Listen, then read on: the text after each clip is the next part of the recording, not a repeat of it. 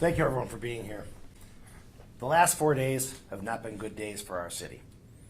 3 people have been killed, and we're very lucky that one person is in the hospital, but they are in very serious condition. There's no doubt that that person very likely should have died in that event as well. We simply can't tolerate this type of violence in our city. You've heard me say this before. If you pull a trigger and commit violence in our city, we're going to find you. But it doesn't just have to be a trigger. It's any type of violence at all. We are going to hold you accountable. But this does not undo the damage of all of these selfish acts. Our officers, our investigators, and our professional staff are working extremely hard to bring resolution to these cases. As you can imagine, these cases take an immense amount of work, and I'm extremely proud of the fact that 2 of the 4 cases we're already talking about have been presented for charging. As of today, I can tell you that 80% of our homicides have been solved. But we expect that number to grow. But this violence must stop. There have been 22 homicides this year to date. Last year at this time, we were at 27. So that's an improvement, but those numbers are still way too high. We continue to work with our city and our community members to help reduce violence of all kinds in our city. But solving these murders is not and is never going to be the answer. We have to prevent them from happening in the first place. As of today, we have had 86 non-fatal shootings this year compared to 99 at the same time last year. That's 13 less victims, families, and communities and neighborhoods that are impacted by gun violence. Almost 2 years ago, we were at almost 170 non-fatal shootings. So that gives me great pride and confidence that what we're doing is working, but it's not working well enough. There are people in our community who are carrying guns, who are running around with people that want to commit violence, who know that are at high risk of being involved either on the receiving end or the delivering end of violence. We need them to step up and start making some influences in those people's lives. We need everyone to get off of the bench and get into the fight on this issue. The police department simply cannot do this alone. We need to all work together to help decrease all violent crime in our city.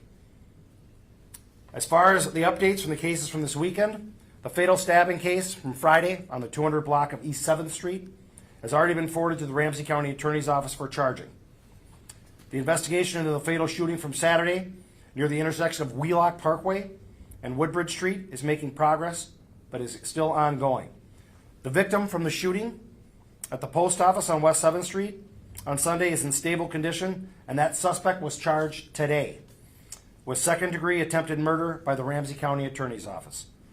The homicide last night near Wheelock Parkway and Jackson Street does not have any new updates. However, there are no connections between that case and the previous case on Wheelock.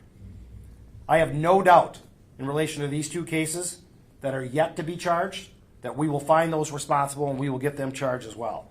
I applaud the work of our people in getting this far in these 4 cases, but we as a community must put our foot down and stop these cowardly acts. Again, solving these crimes is not the solution. Preventing them is. Thank you very much. I'll take a few questions if you have them. Chief, are you seeing commonalities between any of these cases? I'm seeing the fact that people are using violence to solve whatever those issues are. We are seeing too many gun crimes happening in our city, and that's a commonality. I'm also seeing that it appears that we have a new generation of folks that think the right way to solve problems is by shooting people, even co-workers. And it's reprehensible, and it has to stop. Chief, obviously the post office situation does have a mental health nexus here, much like what happened in Lower Town here. How do we begin to address that issue here? Yeah, those cases are not alone. We have other cases right now that have a nexus to those same things. We have to figure that out as a community. We have to find solutions for these issues, and particularly these people in mental health crisis that are tripping the system and flagging us earlier on so that these situations aren't allowed to go on longer where violence becomes something that happens later on. We've got to have mental health court. We've got to have better resources and housing opportunities for folks that are in need of that. We just are not treating our mental health, folks suffering from mental health with the compassion that we need to. Do you think the city needs to do more to help people with mental health issues, or is this also maybe involving the county stepping in to do more? Because I know that there are mental health programs available, but do you think that they are failing mental health victims? I think all of us need to do more. I think the state, the county, the city all needs to do more. They're trying. People are. But we have a system right now that isn't set up to deal with this new influx, and we've got to be nimble, act on our feet, and find solutions that are going to work in real time, because waiting around is just leading to violent outcomes. Chief, the homicide last night, could you talk about, do you feel the crime took place there? Was he shot somewhere else and just collapsed there? What can you share about last night's? I can't share more than I've already shared. There's way too many things happening. That's way too fresh of a case, and I wouldn't want to put any of that in jeopardy. I apologize. Chief, have you looked at it all into talking about the post office shooting? There's been a lot of questions. It's how, he seems like he has mental illness. How did he get a gun? Have you looked into that angle at all?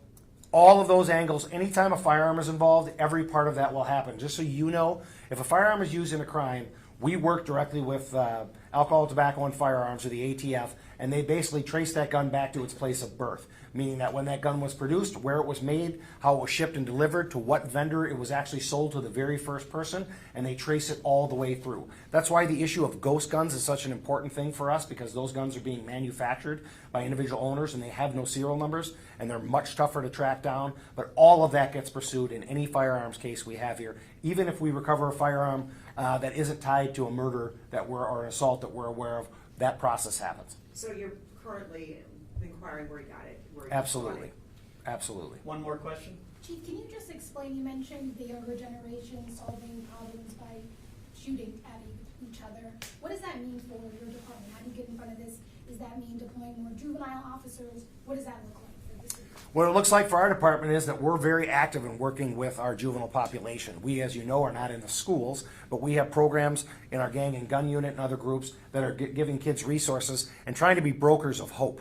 Really, when I say that, I think these kids that are that desperate, that are using weapons and violence to solve problems, are hopeless. They feel hopeless about what's going on. And so we have programs we're very proud of that many of you reported on, and we're happy to talk to you about those in addition if you want to, working with kids, getting them into the trades, being mentors to young people, creating opportunities for them so they realize that whatever message they're getting that says there's a level of desperation that they have to operate in, and that violence is an answer to that, is not the right answer. It's a lie, and that everyone has an opportunity here. And St. Paul is a great city for opportunity, and that's what we have to get back to in our city. Thank you so much. Thank you. Thank you.